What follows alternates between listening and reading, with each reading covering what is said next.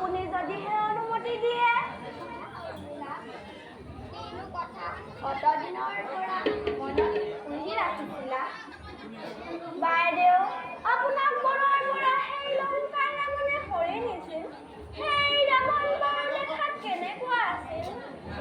উৰ্মিলা, তুমি এনে এটা কথা কবা বুলি মই সপোনতো ভবা নাছিলো। সেই দুৰাচাৰে যে মোক কিমান কষ্ট দিলে মই তাক পাহৰিব নোৱাৰো।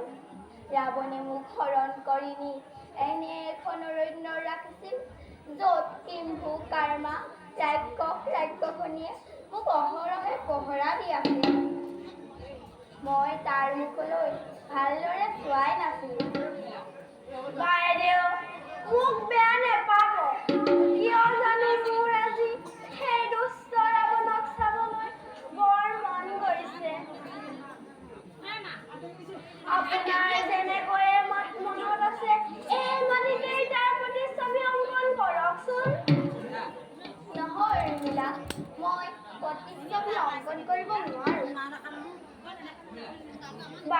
নহয় বাইদেউ, মোৰ অনুৰোধ ৰক্ষা কৰক। বাৰু, তুমি ইমানকৈয়ে অনুৰোধ কৰিছা যেতিয়া মোৰ যেনেকৈয়ে মনত আছে এই মাটিতে মই অংকন কৰোঁ।